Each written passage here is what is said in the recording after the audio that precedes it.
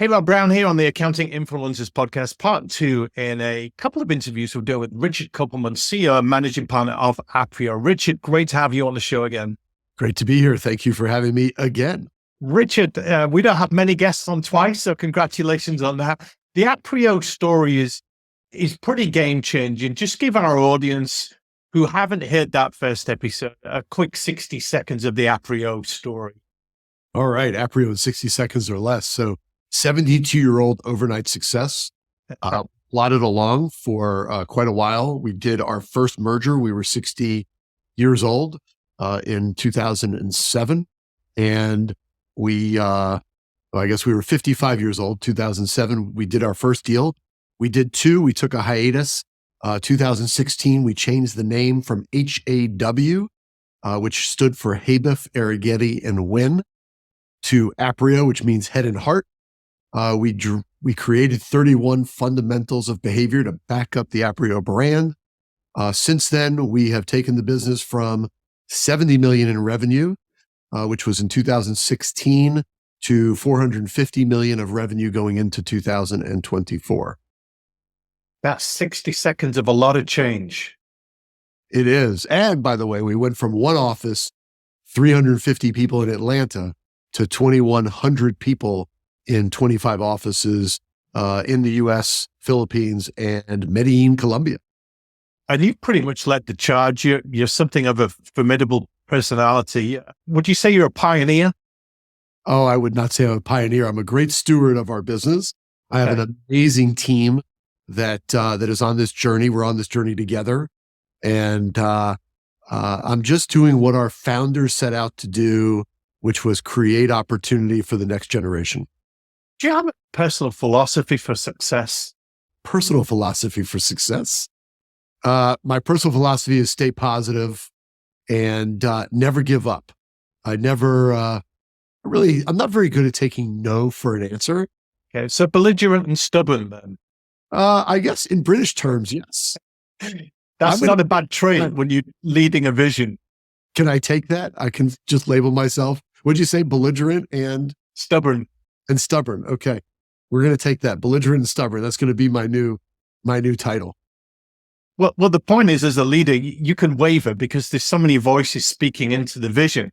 So many people have an opinion and an agenda and a say on which way we should be going and how we should do it. So good leaders do need an element of stubbornness or strong will, strong-mindedness to stick to the plan. You do need to stick to the plan. You need to have a plan first.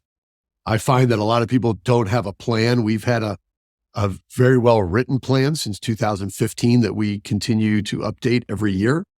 We're in the process of developing our 2030 plan, and we are sticking to our strategy. It's never, of course, a straight line. There's plenty of zigzags along the way. There has to be. That's just business. We have our North Star, though, well-defined, and we're focused on that. And it's really around how our client needs to be served and wants to be served. Growth, scale, everything you've achieved is not a straight line. Good leaders pivot. They're agile. They change their mind on things. Is there anything in particular that you've had a U-turn or changed your mind on in the last few years? Probably a longer list than we have time to cover. We had I'll go back a little bit further. We had a event that occurred that caused us to really rethink our wealth management business and how we were serving clients. We did that very effectively, and that business, I'm glad to say, is growing.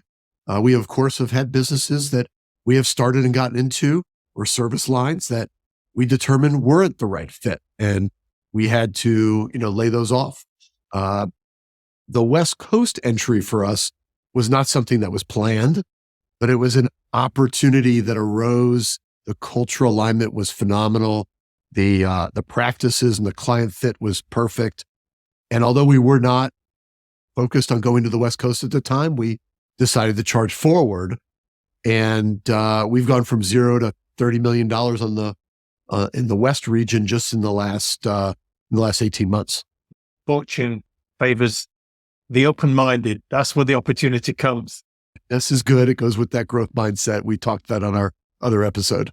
In terms of your own philosophy. There are no perfect jobs. You seem very passionate about what you do, and you've got longevity in this game. You don't look like you're giving up to play golf and go and be a consultant anytime soon. So you're in it for the long haul. But as managing partner and CEO, you're in a unique position to talk about the leadership structure of a firm. A lot of people say the managing partner role is becoming redundant because partners cannot be managed. And the C-suite type approach, the corporate approach is coming in a lot more. Seems like you have a foot in both camps. Where do you stand on that? Yeah, it's interesting as we have evolved over the last 7 years in particular with this, hockey stick growth that we've had. We have changed the organizational structure 3 times. We've rewritten our operating agreement 3 or 4 times. And they've all been as a response to where we're headed and what we've accomplished and how we want to run the business. And I don't think if you do it right, I don't think there's redundancy in the role. We do, call it CEO and managing partner because of the operating agreement and the LLC, our holding company, but the CEO title because of how we run the business. And I view we're running a financial service, professional services business. And that means we're not just running a bunch of practices, which I think is where firms run into this redundancy, and they have executive committees. And I think we do as a profession have to move beyond that structure. And we need to let our people be great client service professionals or great leaders, or sometimes a combination of both, and run it like a business, which means, evaluating investments and growing through lateral talent joining the firm and through mergers and acquisitions and technology changes, automation, all of those changes that are occurring every day in our business require leadership, not management. And so my philosophy is hire great people and get out of the way and let them do their jobs. That sounds good. I'm just picturing Richard Kopelman as a 16 or 18-year-old thinking, I want to be a CPA. I want to lead a firm. I want global domination. I want all of this. What was it like back then in your early days? Well, at 16 or 17, I was definitely not thinking about being a CPA. That didn't happen until I was a sophomore in college. And I had a call with my dad because I didn't know what I should do. And he said, accounting is the language of business. My older brother, one of my older brothers, who's a partner here at the firm, Mitchell, give a shout out to Mitchell. He was already at that time a CPA, already here at Aprio. And so that was my path in terms of deciding. And I'll also mention that, and this was key, I had a professor, Dr. Keith, so a little shout out to Dr. Keith at USF, that when my dad passed away when I was in college, I was a junior, and I dropped most of my classes that semester, but I kept my accounting intermediate class. And Dr. Keith was about the only professor on campus that was compassionate about what I had gone through. And I've actually sent him some emails recently just to say hello and touch base with him. He had lost his wife a few years earlier. I don't know exactly when. So he had experienced a loss as well. That I think had a pretty pivotal emotional, I probably had an emotional response to that. And I think that also locked me in and, continued my path in the accounting program.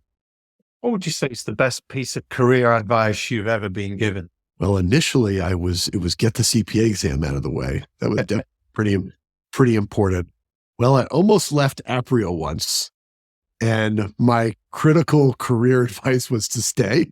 Right. That I received from a couple of our partners. And I think the story is, told now. So that was the right decision. That was a pretty key part of advice that I was given. I joined a CEO group, and that was advice given to me by a client.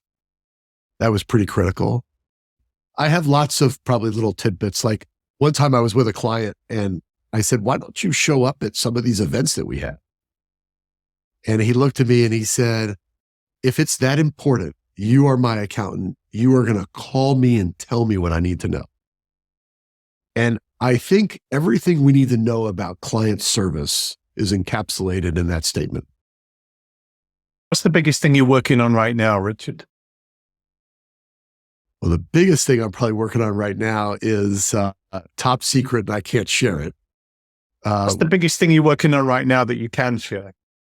But what we are working on is going to be is definitely going to be transformational. You know, it's interesting. The biggest thing you asked was the biggest thing we're working on right now. I would say in 2023, if I can a little bit in answering your question, in 2023, it was about bringing together Aprio and a number of other firms, 9 other firms in total, that more than doubled the size of the business. And that was pretty critical transformation. As I look forward to next year, institutionalizing process and moving to enterprise level technology and driving automation and global teams are some of the things, big boulders that we are focused on looking forward into the next 12 months. And final question. If I made you the global czar of accounting worldwide, top of the tree, everybody, every professional association, society, governing body, every firm, every qualification, everything answers to you. You are the top. I'm interviewing you right now with what question?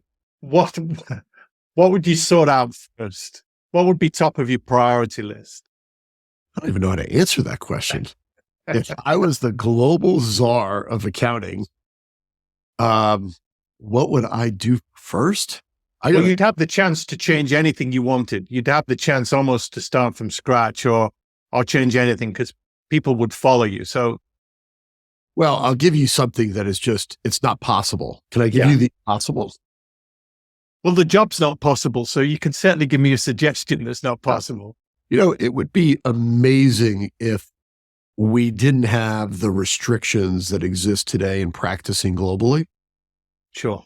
And if there could truly be firms that are just global firms, because although people think they're global, we all know in the profession they're not. Mm-hmm. But that would be a fascinating shift to do that. And so that would be that's one. I'll give you that one. Well, Richard Kopelman, that's a great vision to end on. Thank you so much for your time and your passion today. Thank you. I appreciate you having me.